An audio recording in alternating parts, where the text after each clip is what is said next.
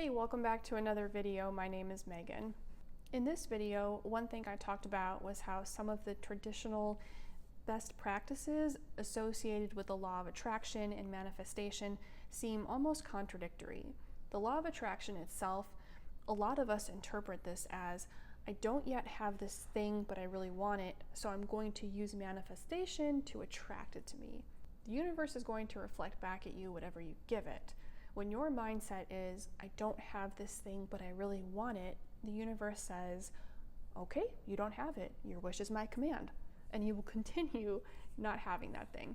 And in that video, I said that maybe what we should be doing instead is acknowledging that everything we want is right here, right now. It's already done. It's already ours. Then the universe will respond with, it's already yours. Here you go. Let's get back to the concept of hope and why it might be contradictory, kind of like what I just described. Hope is, I don't know if this will work out, but I really hope it does, fingers crossed. So what's the universe going to reflect back?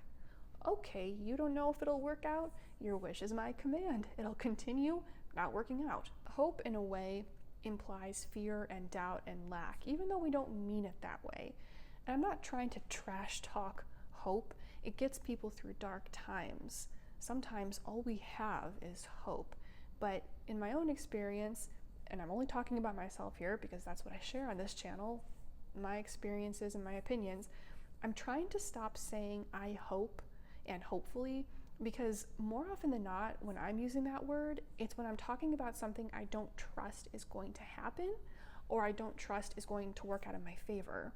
And sometimes it even reflects a lack of trust in the universe or this greater power, whatever you want to call it. Here's one example. Over the last several months, my husband and I have been trying to buy a house. We made offers on 2 homes and both fell through at the 11th hour. But with both houses, I found myself saying things like, man, I don't know if this is going to work, but I hope it does. I really like this one. And I realized there are 2 things here that are problematic.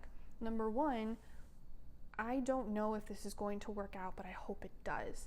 Immediately, that's doubt and fear. I was projecting doubt and fear. And number 2, I started to regret hoping it would work out because that got me thinking, what if it's not meant to? If it wasn't meant to, would I still try to force it? If it's not meant to be, it won't happen. So I can't force it anyway, so why try? It almost felt arrogant. I think I know what I want, but the universe knows what I need. So if the universe shows me this house isn't for you, I'm not going to question it. I know it sounds like I'm really overthinking this, and maybe I am, but this taught me something really important. This was a positive experience for me. I didn't need to hope one of those homes was going to work out. If it was meant to be, it would be. And if not, it wouldn't. And either way, I'm taken care of. I'm good. Everything is always working in my favor. When the first home fell through, I felt almost betrayed because the reason it didn't work out was that the salesperson we were working with lied to our faces twice about a certain part of that house. And at the last minute, we realized he was lying and we got out. And thank goodness we did. We dodged a bullet. It wasn't meant to be. The second house, it was kind of a similar thing. At the last minute, we learned something pretty unsettling about it, and it would have been a huge gamble, and it made us uncomfortable. And my husband and I are not risk takers. Dodged another bullet. Thank you, thank you, thank you. It was a bummer because we'd invested so much time and energy into these homes, so it felt like a loss, but it wasn't. The universe will always give you one of 3 answers. Yes, not right now, or I have something better coming. I didn't make that up. I heard it somewhere, but I love it. It's so true. We made one last-ditch effort with a 3rd home, and by this point we were like, bro, I don't even care anymore. If it works out, great. If not, great. Whatever. We were detached from the outcome, something I talk about in this video.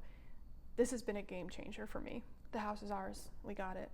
And here's how we knew that this was the one. First of all, it was one of the first homes we found, but it was priced way too high. So we said no. A few months passed. We looked at probably hundreds of homes. Meanwhile, they kept dropping the price of this house.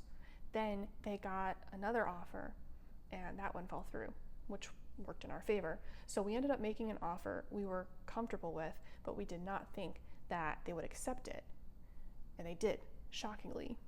we've already made money on this house because of what it's worth. So it's a great investment. It's actually going to be the most affordable house we've owned also, which is nuts because it's in a more expensive area and it's a luxury home. I'm finally gonna get a view, which I've wanted for years, green seasons, it's gonna be amazing. And the whole process of purchasing this home, it was still work, but it was frictionless. No red flags, no huge hurdles, it just worked. Those first two houses, we had a gut feeling with both.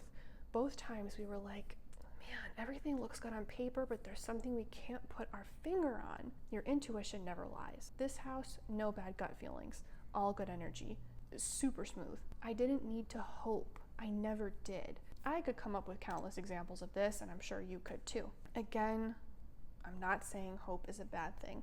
What I'm saying is that in my case, personally, the way I viewed hope and used the word hope, like I mentioned earlier, it was always in the context of fear. It was fear-based thinking. What you give back tenfold. I'm always trying to be super mindful of the words that I use because words inform our thoughts and feelings and our beliefs and our actions, and everything is related. And all of these things together are manifesting my reality every second of every single day. We are always manifesting. That's what our realities are. So I want to be very mindful of what I manifest. This has been a tricky concept for me to wrap my brain around and accept, even though I felt like it was right for me, because even hearing myself say you shouldn't hope is working against you, I get that knee-jerk reaction where I'm like, really? But this has been a positive thing for me. It's been very beneficial, and I stress less. I worry about things less because they're going to unfold exactly as they're meant to, whether I get what I prefer or not. And yeah, I don't know. I think that's the end of this video. I don't have anything else to say for now. Let me know what you think. Drop me a comment, say hello, and thanks for being here. See ya!